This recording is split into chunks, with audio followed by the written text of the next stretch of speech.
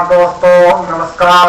आप सभी का स्वागत है हमारे YouTube चैनल ज्ञान गंगा जीके में। दोस्तों, हम पढ़ रहे थे राजस्थान अध्ययन और राजस्थान अध्ययन में हम देख रहे हैं कक्षा 6 का पाठ नंबर 6, जिसका नाम है राजस्थान के भौतिक स्वरूप। राजस्थान के भौतिक स्वरूप। राजस्थान अध्ययन कक्षा 6 का पाठ नंबर 4 है, जिसका नाम है राजस्थान के भौतिक स्वरूप। इसमें बताया गया है कि जो राजस्थान है, राजस्थान नाम का एक राज्य है, ये अलग अलग भौतिक भागों में यानी अपनी संरचना के आधार पर विभिन्न भौतिक भागों में बंटा हुआ है। और ये भौतिक भाग कितने बताए गए हैं राजस्थान के? ये हैं 4, यानी राजस्थान 4 भौतिक विभागों में बंटा हुआ है। इसी के अंदर बताया गया है कि राजस्थान के अंदर विश्व की सबसे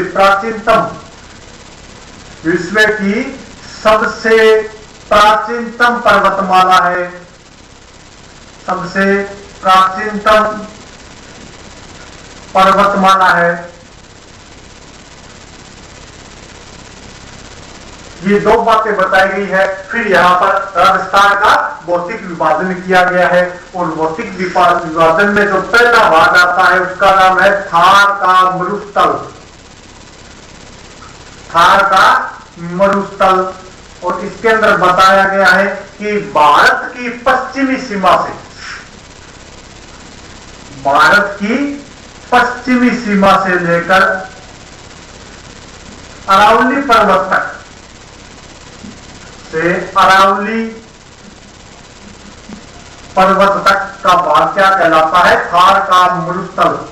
अरावली पर्वतमाला तक का भाग क्या कहलाता है? थार का मरुस्थल। और इसके अंदर जो राजस्थान का है वो 61% भाग आता है। 61% भूभाग पर राजस्थान के क्या फैला हुआ है? थार का मरुस्थल फैला हुआ है। और इसमें ये तो क्षेत्रफल है 61%, और इसमें 40% जनसंख्या निवास करती है। राजस्थान के कुल क्षेत्रफल का तो 61% क्षेत्रफल है थार का मरुस्थल, और इसके अंदर जो जनसंख्या निवास करती है वो है आपके 40%। यहां पर जनसंख्या निवास करती है। अब इसके बाद में बताया गया है कि जो थार का मरुस्थल है इसके अंदर टोटल 12 जिले आते हैं। जिले कितने आ गए? 12। क्षेत्रफल कितना हो गया? 61%, और जनसंख्या 40% यहाँ पर निवास करती है। 12 जिले हैं, जिसमें अरावली के पश्चिम में सभी जिले मरुस्थल के अंदर आते हैं। जो अरावली पर्वत है, अरावली, इसके पश्चिम भाग में पूरा का पूरा क्या फैला हुआ है? मरुस्थल। इस मरुस्थल को भी कई भागों में बांटा गया है। जैसे यहाँ पर बताया गया कि जो मरुस्थल है ये शुष्क मरुस्थल है। ये इसके कुछ भाग बताए गए हैं। शुष्क मरुस्थल, अर्ध शुष्क मरुस्थल,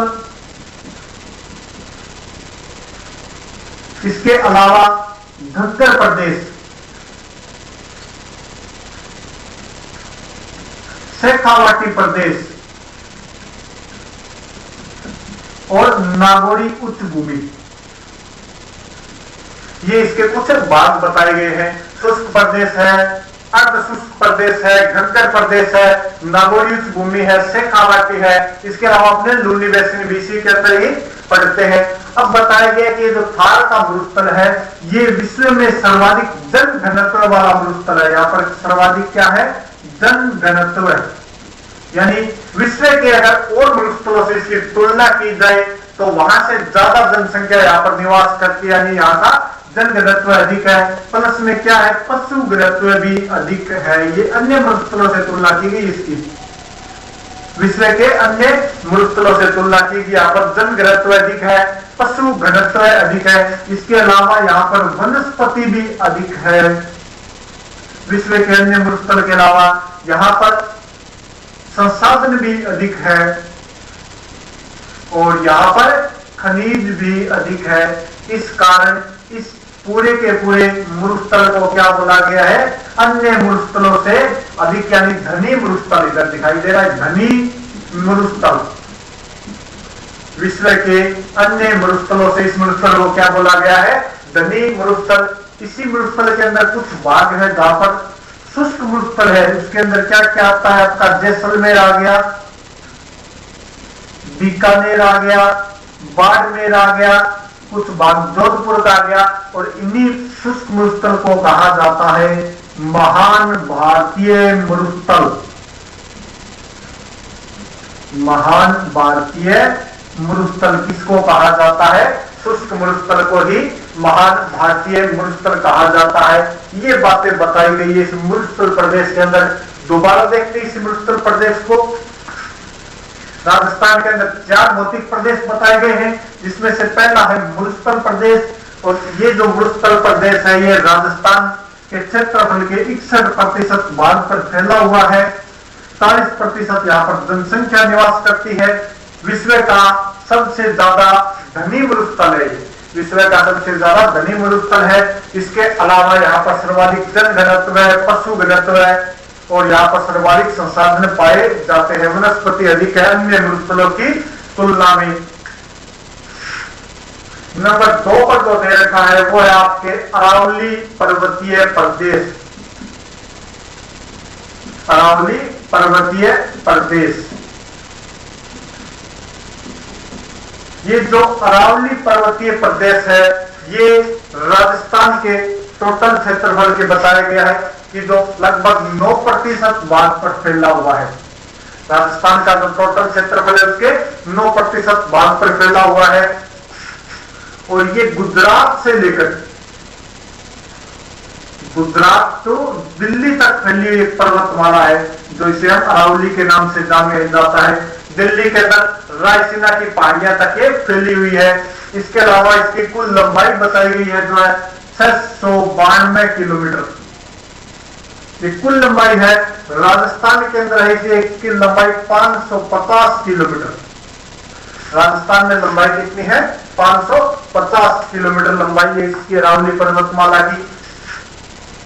और बताया गया कि जो राजस्थान के अंदर अरावली पर्वतमाला है ये इसे 2 बराबर भागों में बांटती है, 2 भागों में विभाजित करती है। कौन कौन से हो गए? पूर्वी भाग या पूर्वी राजस्थान और दूसरा हो गया आपके पश्चिमी राजस्थान। अब अरावली पर्वतमाला राजस्थान को 2 भागों में बांटती है, पूर्वी राजस्थान और पश्चिमी राजस्थान। इसी अरावली पर्वतमाला को राजस्थान की जल विभाजक रेखा भी कहा जाता है। जल विभाजक रेखा क्यों कहा जाता है? 2 कारण है। देखिए थोड़ा सा इधर समझाता हूं आपको। ये राजस्थान है और ये अरावली है। अब 2 कारण हो गए कि एक तो जब इधर से मानसून आता है उस मानसूनी वर्षा को अरावली पर्वतमाला अपने पश्चिम साइड में नहीं जाने देता। ये पश्चिम दिशा हुई, ये पूर्व दिशा हुई। अपने पश्चिम साइड में नहीं जाने देता, पश्चिमी राजस्थान में बारिश नहीं होने देता, तो ये जल का विभाजन करता है। दूसरा कारण ये है कि जो पश्चिम राजस्थान से जितनी भी नदियां निकलती है वो कहां पर गिरती है?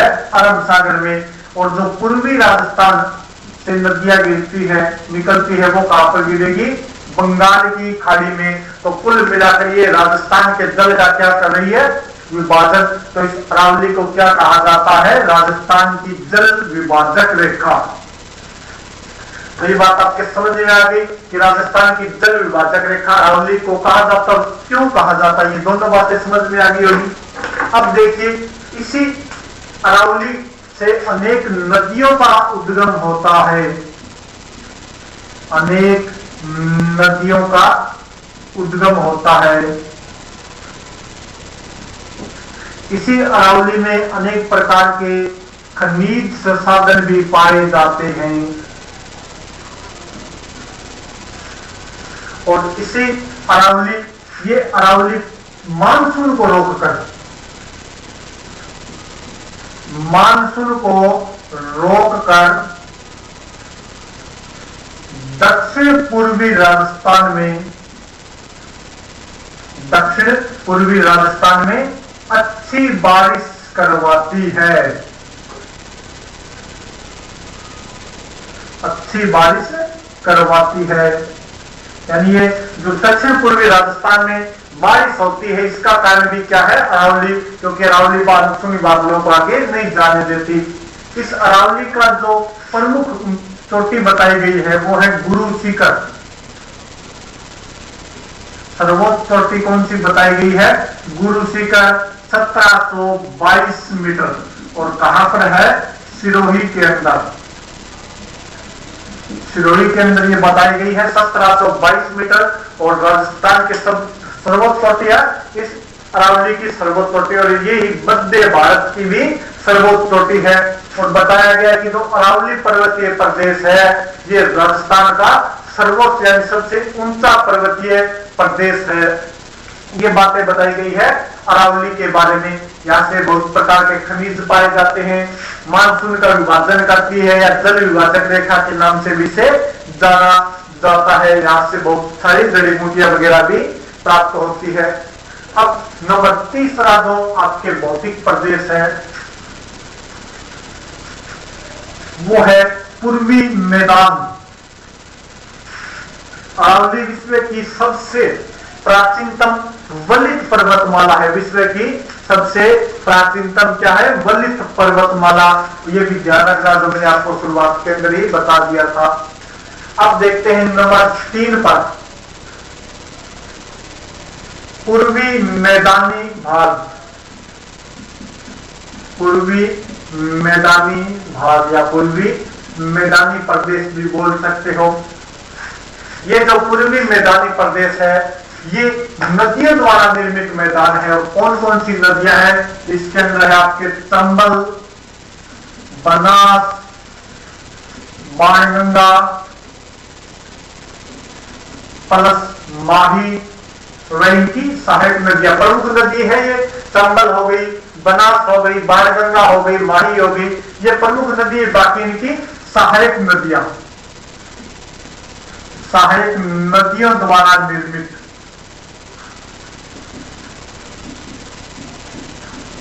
मैदान क्या है? आपके पूर्वी मैदान के नाम से जाना जाता है। और इसके अंदर कौन सी मिट्टी है? जलोढ़ मिट्टी उपजाऊ है, जलोढ़ मिट्टी है। जैसे चंबल का मैदान या चंबल नदी घाटी को देखें, ये चंबल नदी का मैदान देखें तो ये कोटा से लेकर धौलपुर तक मैदान बनाती है। और इसी के अंदर चंबल नदी घाटी या जो चंबल नदी है ये भयंकर खाइयों का निर्माण कर देती है, बड़े बड़े गड्ढों का निर्माण करती है, जिसे कहा जाता है उत्खात भूमि या बीहड़, या इसी को कहा जाता है डांग प्रदेश। अगर हम देखें बनास का, तो बनास नदी जिस मैदान का निर्माण करती है उसे कहा जाता है रोही का मैदान। और एक मैदान है जिसे कहा जाता है खिराड़ का मैदान या खिराड़ प्रदेश। बाणगंगा नदी भी बैराज के आसपास, जयपुर के पूर्वी साइड, जयपुर के आसपास के क्षेत्रों में निर्माण करती है मैदान का। और इसके बाद में देखते हैं कि दक्षिणी राजस्थान में एक नदी है जिसका नाम है माही नदी, और वो माही बेसिन या माही के मैदान का निर्माण करती है। माही मैदान का निर्माण करती है कहां पर? बांसवाड़ा, प्लस डूंगरपुर और प्रतापगढ़ के अंदर ये माही मैदान का निर्माण करती है। माही नदी किस मैदान का निर्माण करती है? माही मैदान का। यहाँ पर 56 नदी नाले होने के कारण इसे कहा जाता है 56 का मैदान।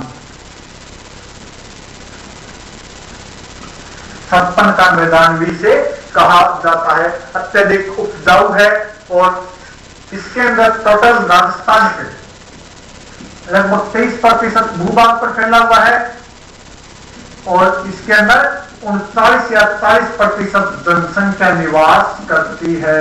यानी राजस्थान का सर्वाधिक जन घनत्व वाला भौतिक प्रदेश भी आप इसे बोल सकते हो। राजस्थान का सर्वाधिक जन घनत्व वाला भौतिक प्रदेश है ये।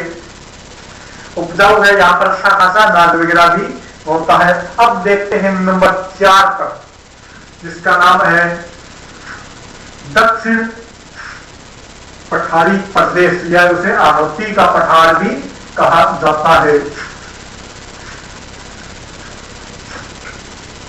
नंबर 4 पर देखते हैं दक्षिण का पठारी प्रदेश।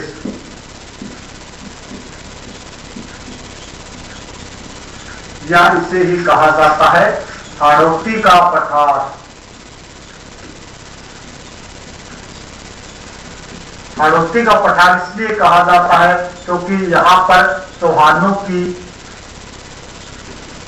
हाड़ा शाखा ने क्या किया था, शासन किया था।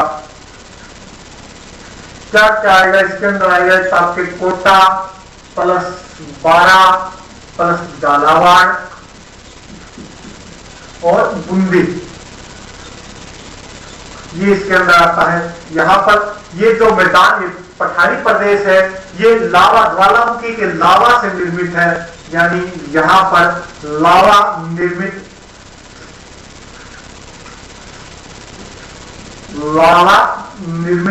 मध्यम काली मिट्टी पाई जाती है। मध्यम काली मिट्टी पाई जाती है और जो अत्यधिक क्या होती है, उपजाऊ होती है। मध्यम काली मिट्टी पाई जाती है जो अत्यधिक उपजाऊ होती है। ये बताया गया आपके भौतिक प्रदेश, पठारी प्रदेश के बारे में। इसके अलावा अगर देखें तो सिरोही के अंदर उड़िया व अब्बू का पठार है। उड़िया व अब्बू का पठार।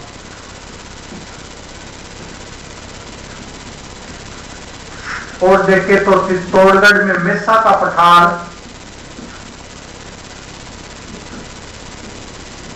चित्तौड़गढ़ में है मेसा का पठार। चित्तौड़गढ़ से भीलवाड़ा के मध्य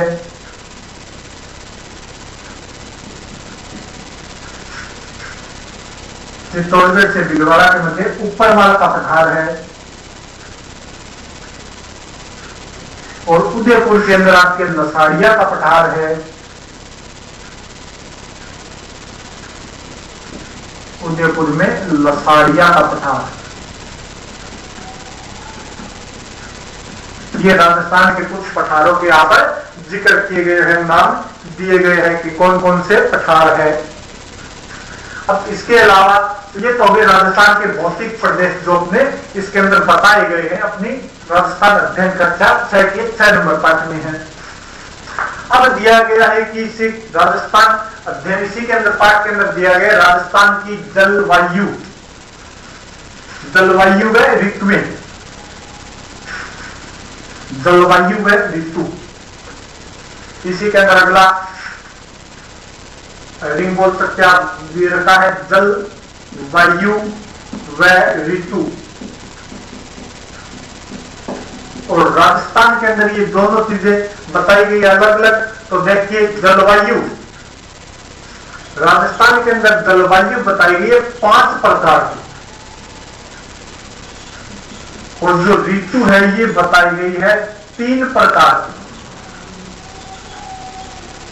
यानी राजस्थान में 5 प्रकार की जलवायु व 3 प्रकार की ऋतु बताई गई है। कौन कौन सी है 5 प्रकार की जलवायु? पहली जो बताई गई है वो है आपके शुष्क जलवायु।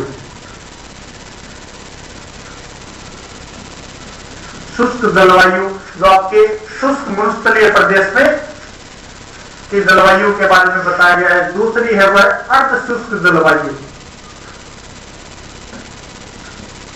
अर्ध शुष्क जलवायु। यह आपके अर्धशुष्क मरुस्थलीय प्रदेश की है। नंबर 3 पर बताई गई है उप आर्द्र जलवायु, उप आर्द्र जलवायु। और ये बताई गई है उत्तर पूर्वी राजस्थान में। उत्तर पूर्वी राजस्थान यानी जयपुर अरावली के पूर्वी भाग आ गया, भटपुर वगैरह सभी माधोपुर तक इनके अंदर बताई गई है। नंबर 4 पर आ गई आपके आर्द्र जलवायु।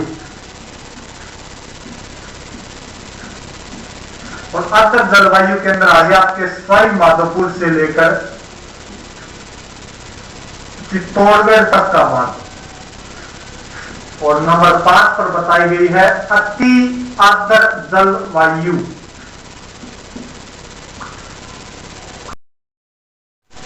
अति आर्द्र जलवायु और ये है आपके सिरोही के अंदर,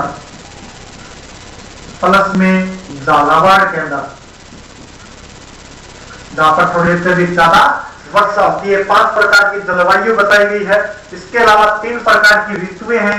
नंबर 1 पर बताया गया कि जो राजस्थान की ऋतु और जलवायु है ये दोनों की दोनों किस पर निर्भर करती है, मानसून पर निर्भर करती है।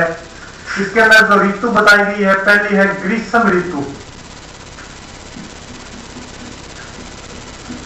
जो कब से कब तक आती है, मार्च से जून तक, मार्च से जून तक आती है। इसमें जो तापमान है वो 30 से 40 डिग्री तक रहता है। सामान्य तापमान 30 से 40 डिग्री सेल्सियस तक रहता है। जो पश्चिमी राजस्थान है इसमें तापमान 40 से 45 डिग्री सेल्सियस तक चला जाता है। जो सबसे गर्म स्थान बताया गया है वो है आपके फलोदी, और जो गर्म जिला बताया गया है वो बताया गया है चूरू। ये बताया गया इसके अंदर ग्रीष्म ऋतु के अंदर बताया गया है। इसके बाद में नंबर 2 पर आती है आपके वर्षा ऋतु, और जो राजस्थान के अंदर वर्षा ऋतु का समय बताया गया है वो है यहाँ पर जून तक आ गया, फिर आ गया जुलाई से सितंबर तक। और ये जो वर्षा होती है ये किससे होती है, मानसूनी वर्षा। और मानसून भी राजस्थान के अंदर 2 प्रकार का आता है, एक है अरब सागर का मानसून और दूसरा आता है बंगाल की खाड़ी का मानसून। अरब सागर का मानसून और बंगाल की खाड़ी का मानसून। अरब सागर का मानसून सर्वाधिक बारिश करता है झालावाड़ के अंदर और लगभग दक्षिणी राजस्थान में, और बंगाल की खाड़ी का जो मानसून है ये पूर्वी व दक्षिण पूर्वी राजस्थान में सर्वाधिक बारिश करता है। ये थोड़ा ध्यान कर लेना। और सर्वाधिक बारिश यहीं पे होती है। और पश्चिमी राजस्थान में मानसूनी वर्षा नहीं होती क्योंकि अरावली के समानांतर यहां से गुजर जाती है। तीसरी जो ऋतु बताई गई है वो है आपके शरद ऋतु। तीसरी कौन सी ऋतु हो गई, शरद ऋतु। शरद ऋतु में जो तापमान रहता है वो चला जाता है आपके 10 डिग्री से 0 डिग्री के मध्य। पश्चिमी राजस्थान में रेतीला होने के कारण यहाँ पर ज्यादा ठंड पड़ती है। माउंट आबू जो राजस्थान का सबसे ऊंचा स्थान है और ऊंचाई के कारण वह सबसे ठंडा स्थान है। और यहाँ पर क्या चलती है राजस्थान के अंदर इस समय, शीत लहरें।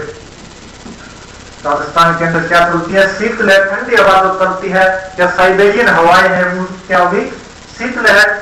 और जो गर्म हवाएं चलती है जून माह के अंदर उन्हें बोला जाता है लू। गर्म हवाएं लू और ठंडी हवा को शीत लहर। और जो वर्षा काल के अंदर पूर्वी दिशा से आने वाली आर्द्रता युक्त हवाएं होती है उन्हें बोला जाता है पूर्वैया। उन्हें क्या बोला जाता है, पूर्वैया। ये दे रखा है आपके ऋतुओं के अंदर। अब दे रखा है अकाल और मरुस्थलीकरण। अकाल और मरुस्थलीकरण, तो राजस्थान के अंदर अकाल व मरुस्थलीकरण की समस्या बहुत ज्यादा है और अकाल वैसे यहाँ पर पड़ता ही रहता है क्योंकि पश्चिमी राजस्थान के अंदर बारिश नहीं होती, जिस कारण क्या होता है यहाँ पर अकाल पड़ता है और मरुस्थल बढ़ता जा रहा है। लेकिन इसके प्रभाव को रोकने के लिए बहुत सारे सरकार द्वारा भी कार्यक्रम चलाए जा रहे हैं और प्रकृति भी अपने संतुलन को बनाए रखने के लिए बहुत से गतिविधियां करती रहती है। तो ये हो गया अपने राजस्थान अध्ययन का छठा पाठ हो गया, जिसका नाम है राजस्थान का भौतिक स्वरूप। इसके बाद में इसमें कुछ प्रश्न दे रखे हैं जिसमें नाम है बंजर, और बंजर का मतलब हो गया अन उपजाऊ, यानी जो भूमि उपजाऊ नहीं है। बिहड़ या उत्खात, नदी जल के कटाव से बनी उबड़ खाबड़ भूमि क्या कहलाती है? बिहड़ या उत्खात। इसके बाद में कुछ प्रश्न दे रखे हैं जो मैं आपको लास्ट में डाल दूं और आप कर लेना। ओके, थोड़ा शेयर कर देना, चैनल को सब्सक्राइब कर लेना। Okay, thank you, bye.